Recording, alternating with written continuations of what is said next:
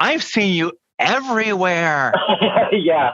You've been all over. Is this something that just like boggles your mind that you have been, on TV, on the radio, on networks, in YouTube, everywhere?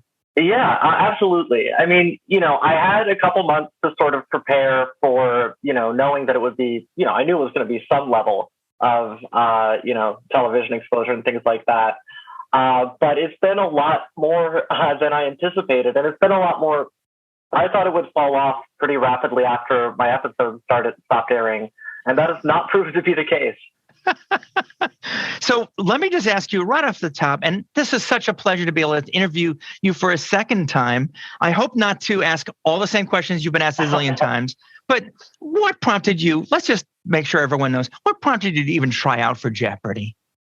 Yeah, well, I've been watching it as long as I can remember. My parents watched it growing up. And as I said on the show, I was voted most likely to be on it in 8th grade. And I just I know that I'm fortunate enough to have a mind that's well suited for it.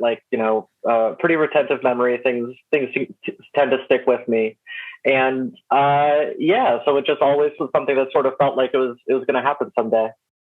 How does it feel to be quote unquote America's sweetheart? It's hard to comprehend from my perspective, right? Because I'm just, I'm not a different person than I was before this, and I still live the same place and lie around and eat Kraft macaroni and cheese out of the pot and all this sort of thing. So it doesn't seem like it should have been as much, for myself, it doesn't seem like this should have been such a thing, but I know that it has been, and I've heard that. Did it make you happy to know that there has been, how shall we say, for the most part, really positive response? Even Brian Stetler of CNN said that, he was going to ask all these questions about transgender oppression and people mocking your gender and everything. But for the most part, it really has been positive. Yeah. I was definitely bracing myself for a lot worse and a lot more, of that sort of thing. I've been on Twitter for years. I see what can happen to trans people on Twitter. So I was preparing for that. And I'd also, Jeopardy had put me in touch with Vlad, and they had sort of talked me through, what to expect, how to, sort of worst case scenarios and how to prepare for them. And then, I started being on TV, and it just, was hardly there. There were definitely some things out there. There were just definitely, somebody sent me a Facebook message on Thanksgiving with a bunch of nasty stuff in it. And I was like, really? On Thanksgiving you're doing this? But it's been easy to ignore because it's been such a small percentage. For Final Jeopardy today, countries of the world is the category. Here's the clue. The only nation in the world whose name in English ends in an H. It's also one of the 10 most populous. 30 seconds. Good luck. We'll start in the middle with Janice Hawthorne Tim in 3rd place. Could you come up with a country? I did not. Maybe it was going to be Syria? Syria, but not correct. You're going to lose $500. Takes you down to $2,700. Rowan Talsma played well, found the daily double when he needed it. Did you come up with the right country? What is Bangladesh? That's a tough one, and that is correct.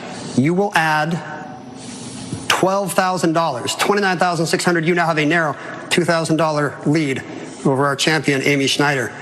Did she come up with Bangladesh? You looked at this for a long time. No response. You're going to lose $8,000. You're going to finish in 2nd place with $19,600. Rowan Talsma, you are our new Jeopardy champion. What it must have been like to not get that answer right. Yeah, it was the the only country in the world that ends with H, and that's something that on other days I would absolutely have gotten it, but I was just there and I was trying to think of it and it didn't come right away, and then I started panicking and it just that was it. It was tough. But you are a cool customer, and all throughout your run, like most people, well, we keep pretty cool, but sometimes, but you've been cool, like up here, cool, like way above. Is that something that you think you can translate into other parts of your life?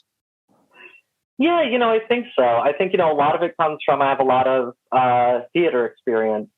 So I was able to, the audience didn't bother me, and like that part of it I'm fine with, being watched in that way, which not everybody is. And I think that, I think that the main thing that I can take from it is like, I worked really hard on mindfulness and being in the moment for Jeopardy and not thinking about anything outside of it. And I really, I was pretty successful at it, and it was a really good feeling. And so that's something that I want to try to carry into other parts of my life, is to, do that more, find other occasions to have that level of like focus.